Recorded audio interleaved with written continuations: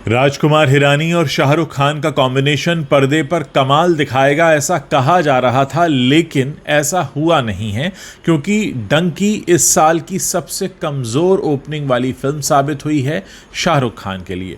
मैं आपको बता दूं कि इसकी ओपनिंग के अभी पूरे आंकड़े तो नहीं आए हैं, लेकिन कहा जा रहा है कि 35 से 36 करोड़ रुपए के आसपास की ओपनिंग होगी। अब आप याद कीजिए कि किस तरह से पठान और जवान को ओपनिंग मिली थी 55 करोड़ और 75 करोड़ की, उसके मुकाबले डंकी काफ़ी कमज़ोर है। हालांकि एक बड़ी वजह यह है कि डंकी को सिर्फ हिंदी भाषा में रिलीज़ किया गया है, जबकि पठान और जवान जो थी वो रीजनल लैंग्वेजेस में भी रिलीज़ हुई थी।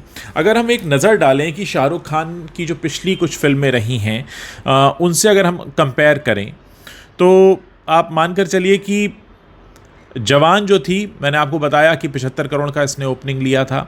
पठान ने करीब 57 करोड़ का लिया था। इससे पहले ज़ीरो आई थी उनकी, उसने 19.35 करोड़ का लिया था। ये 2018 की बातें हैं, तो एक लंबा अरसा भी बीत चुका है। जब हैरी मेट सेजल की बात करें तो उसने 15 करोड़ 25 लाख की ओपनिंग ली थी और रईस ने 20 करोड़ 42 लाख की ओपनिंग ली थी।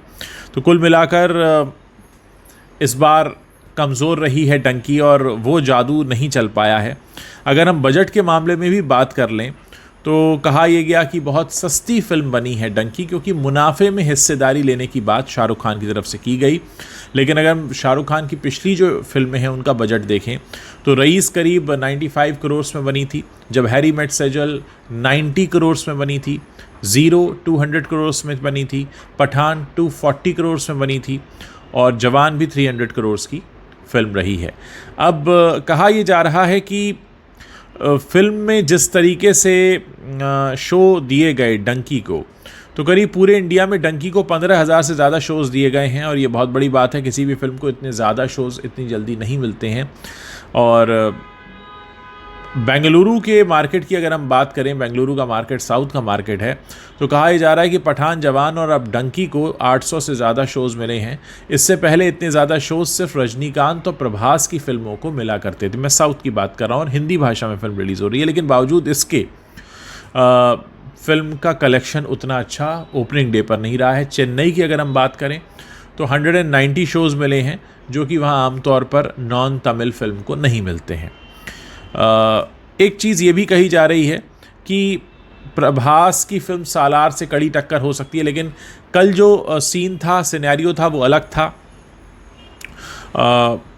एक सबसे बड़ी बात यह है कि कल ये कहा जा रहा था, जब सालार नहीं देखी थी लोगों ने, कि सालार आएगी तो डंकी के लिए मुश्किलें बढ़ जाएंगी। लेकिन आज जब सालार आ चुकी है तो ज़्यादातर लोगों का ये मानना है कि सालार एक कमज़ोर फिल्म है, इसलिए डंकी चल जाएगी। तो कहने का मतलब ये है कि डंकी की बहुत ज़्यादा तारीफ़ें नहीं हो रही हैं, लेकिन हाँ, सालार का कमज़ोर होना डंकी के फ़ायदे में काम करेगा। कुल मिलाकर साल की जो मतलब एंडिंग आई है, ईयर एंडिंग जो आई है, ये उतनी कमाल नहीं है जितना कि साल ये कमाल रहा। हालांकि बहुत ज़्यादा फिल्में नहीं चली बॉलीवुड की, गिनती की 4 फिल्में आप कह सकते हैं जो चली हैं, गदर 2, पठान, जवान, एनिमल आप कह लीजिए। लेकिन फिर भी थोड़ा सा बॉलीवुड में सुधार आया, पर ये जो साल है जाते जाते ये कुछ और ही कहकर जा रहा है। ये कहकर जा रहा है कि फिल्म इंडस्ट्री फिर से पुराने ढर्रे पर है। सालार में लोग कहानी को कोस रहे हैं और डंकी में प्रेजेंटेशन की बात हो रही है कि उतना अच्छा प्रेजेंटेशन नहीं हुआ है जितना कि हिरानी से उम्मीद की जाती है। आपको क्या लगता है? मेरे इस वीडियो के नीचे कमेंट करके ज़रूर बताइएगा।